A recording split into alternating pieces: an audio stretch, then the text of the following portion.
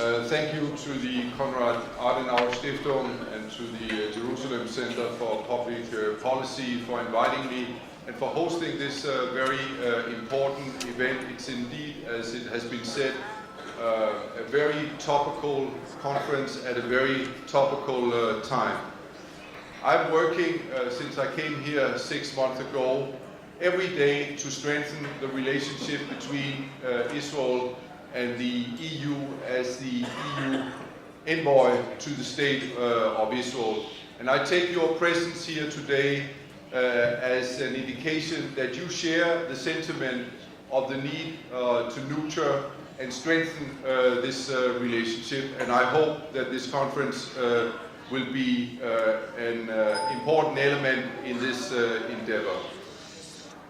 Now, as it was mentioned before, we often hear that the EU-Israeli relationship is in crisis, there's a lack of trust, there is trouble in the relationship.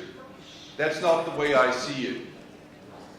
How can you credibly argue that there is a crisis and lack of trust when you have over 30 billion euro mutual trade a year, when you have a visa-free regime where Israelis can travel freely to Europe and do it, and vice versa, where you have an open skies agreement that will be kicking in this summer and will be driving down prices of airfare, even further increasing relations and human contacts between Europeans and Israelis.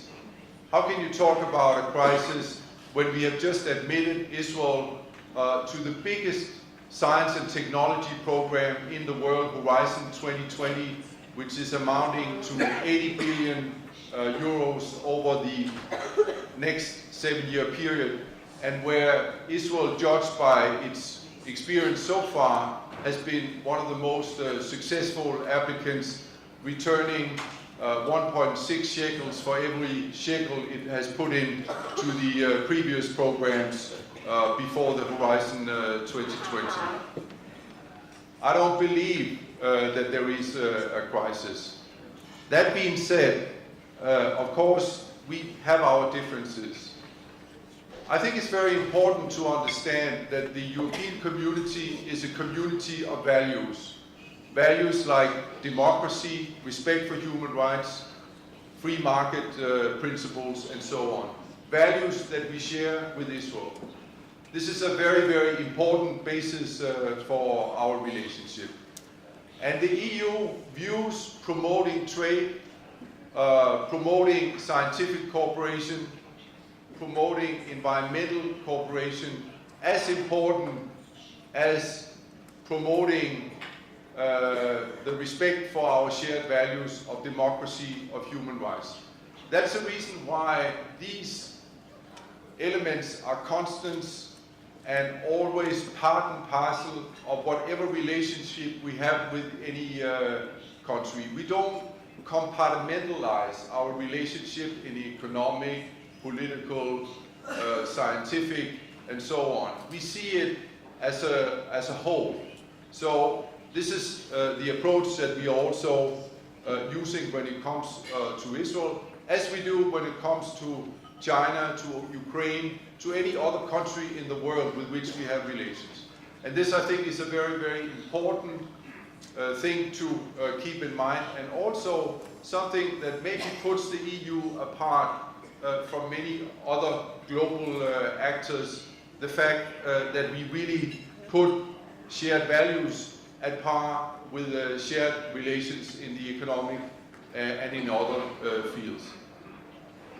As a result of that, I think it's fair to say that the EU-Israeli relationship has, to some extent, ebbed and flowed with the fortunes of the Israeli-Palestinian conflict.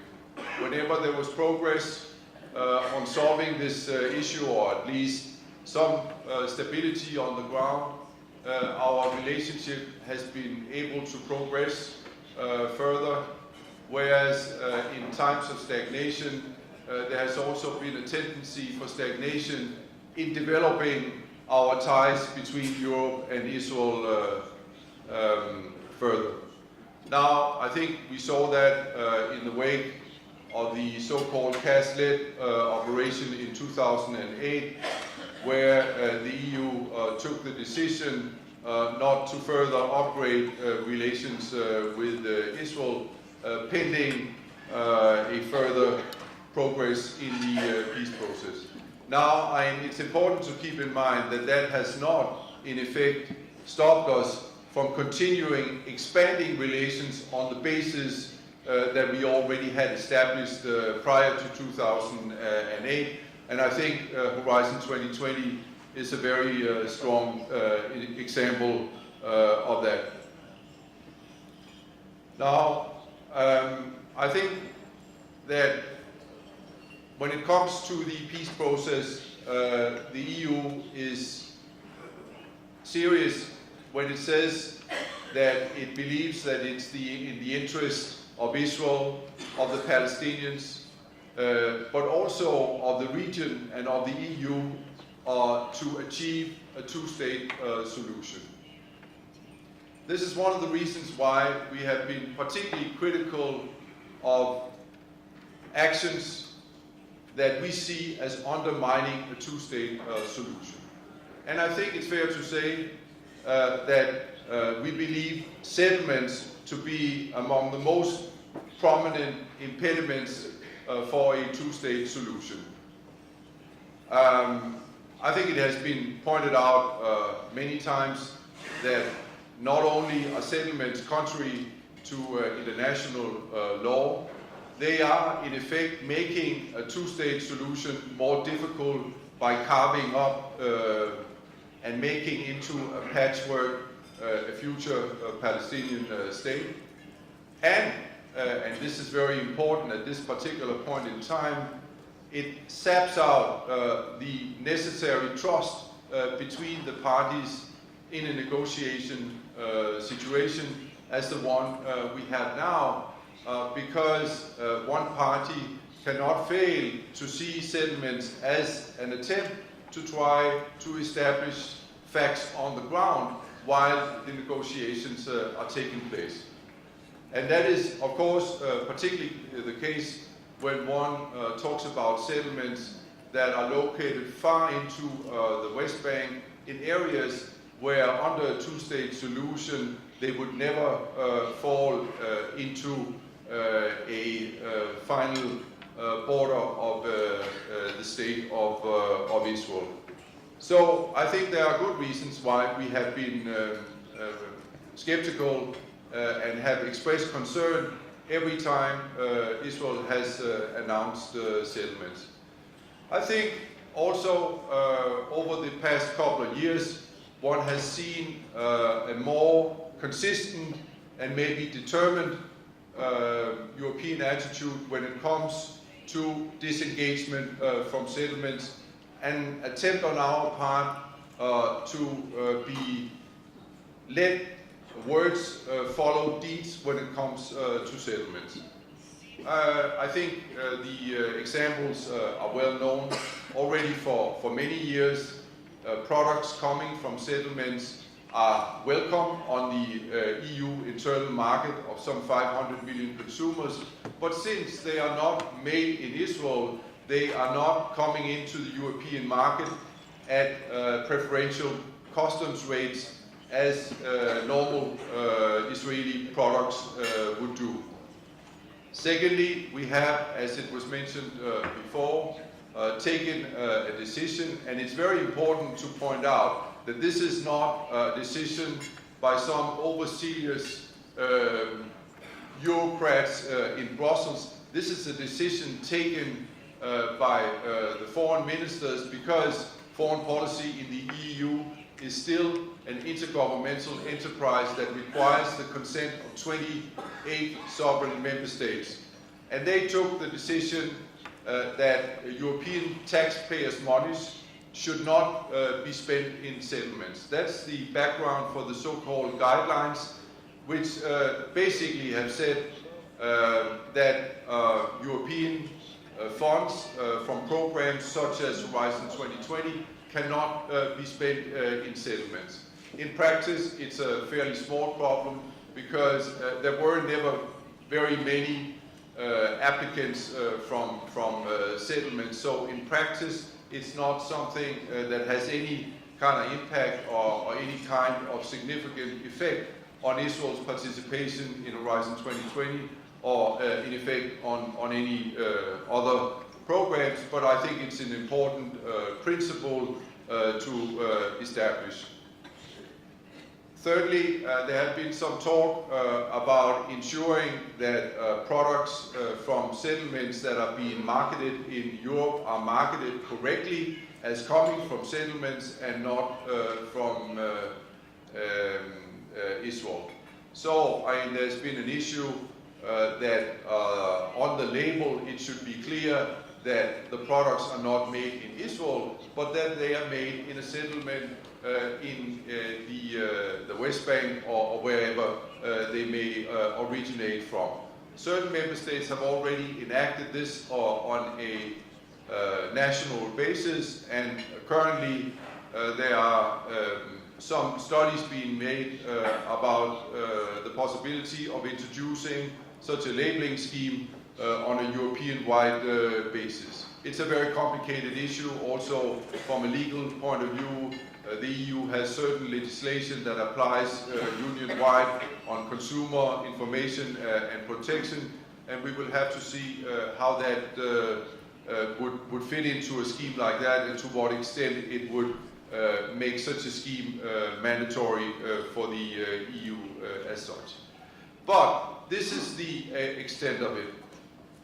It's very important to point out, as it was also done a little while ago, that these measures are targeted only at settlements which, as I mentioned before, are seen by us as a particular obstacle in the peace process. There's no talk of applying any kind of BDS measures, any kind of isolation, any kind of sanctions against Israel within the Green Line. This is not the approach of the EU, it's not the policy of the EU, and it will never be, to my mind, the policy of the EU. These are points that have been confirmed as recently as a couple of days ago by the High Representative Cathy Ashton. They were confirmed also when the President of the European Parliament was down here visiting, among others, your Knesset some month ago. So I think this is fairly straightforward, and I think it's very, very important to keep in mind. Quite to the contrary, we are talking about something totally different, and this gives meaning to the idea of a new paradigm. What we are talking about and what the Ministers for Foreign Affairs of the EU put on the table before Christmas of last year was an offer to Israel and also to the PA, an offer of an unprecedented special partnership between the EU and, in this case, Israel. If the current peace talks were crowned by success and Israel and Palestine could put the conflict behind them. Now, this is no mean feat, I would like to say. This is a very, very, very strong signal from the biggest trading bloc in the world of a willingness to strengthen and improve an already very, very close relationship between the EU and Israel in a time where Israel, worried to go forward on a peace deal, is facing a lot of uncertainty, and where it needs its friends and partners around the world to come to its support. And this is the spirit in which this particular offer is put on the table. Well, what does it entail? There have been criticism here that it has not been fleshed out, and so on and so forth. Now, I would invite you to focus on the most important aspect of this, which is the political signal of an unprecedented, privileged partnership. Now, the EU has a lot of things to offer. I think as far as the bilateral relationship, the best thing would be to explore how best to tailor-make these different offers to the needs of Israel. We have invited the Israeli government and civil society to start a discussion with us on this. But beyond the bilateral benefits Israel would be able to obtain through such a partnership, I think that there are a couple of other aspects to it which are important. One of the most important ones might really be the regional aspect that we would be able to provide. If Israel were to conclude a peace agreement, it would open up the Arab world to interaction with Israel, to Israeli product, services, and could turn Israel into a real hub for economic and technological development of the region. I think the EU could play a very important role in leveraging that kind of cooperation because of our relationship with some of the other Arab countries and because of some of the regional programs we have in place already. Most importantly, I think that we could try to allay some of the fears in the Israeli public that a future Palestinian state could very well turn into something very unstable, something that could easily turn into a failed state and therefore develop into a launching pad for attacks against Israel, as has been the case with Gaza following the unilateral withdrawal.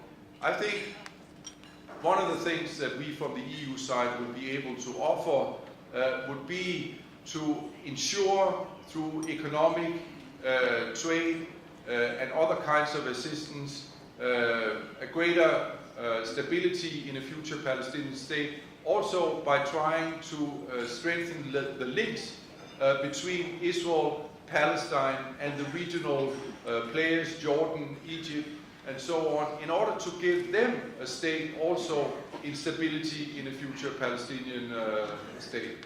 And I think this would be an important contribution as well. Finally, we would also, of course, be very ready to assist in the implementation of any final peace agreement, be it with compensation of refugees, be it on the security front, and so on and so forth. And then fourthly, I think the 28 member states of the EU would be very ready to look at a host of different offers, including in the educational field. There have already been offers from France and Germany, I think, looking into creating a work visa scheme for young people to be able to study in Europe and thereby increasing relations.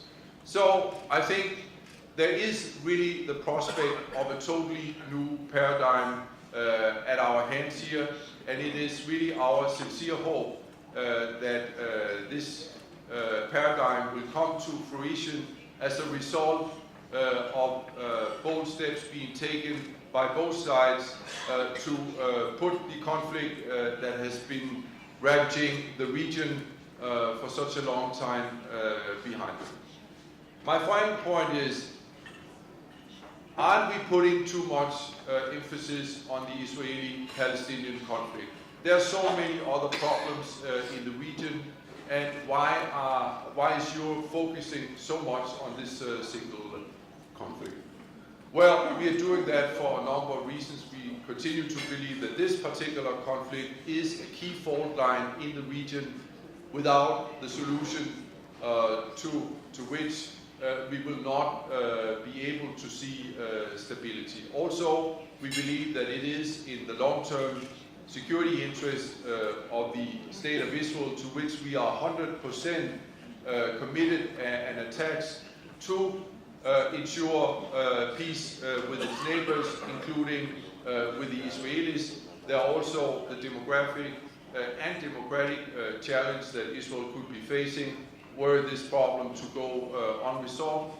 And there are a possibility of realignment of forces in the region that makes the possibility of a deal now more auspicious than it has been for quite some time. But I just want to finish by saying that we are not, from the EU side, only focusing on the Israeli-Palestinian conflict. In the wake of the Arab Spring, the EU has been active on a number of key conflicts in this region, which is of strategic interest to Israel. I'm talking about the issue of Iran, where Cathy Ashton, together with the EU 3+3, is playing a key role in trying to ensure that the Iranian nuclear program has solely peaceful purposes. I would like to point out also that it was Europe, through its sanctions, that got the Iranians to the negotiation table, and it has not been without cost for the EU to impose these sanctions, but we have been willing to endure that sacrifice. And I think it's important to underline that Israel is not alone in facing this threat from Iran. Nuclear missiles from Iran could reach the European continent as easily as it could reach Israel. Also on the issue of Egypt, which is a huge and very fragile state just on your border, the EU is extremely active in trying to achieve that level of internal reconciliation, which could help this huge economy stopping its free fall with very problematic consequences for the region. And finally, think of the Syrian conflict, where there are close to 2 million refugees over the whole region now, and the tremendous economic effort the EU has expended in trying to prop up the refugee issue that's affecting a number of the bordering states. So, I mean, to say that we are only focused on the Israeli-Palestinian conflict, I think would indeed be wrong. Anyway, I thank you very much for your attention, and I hope that you will have a fruitful discussion in the working groups. I agree very much with the organizers that we should have no taboos here, and we should try to discuss both sides and all sides of this relationship, the good ones and also the ones where we do have genuine differences of point of view. I thank you very much for your attention.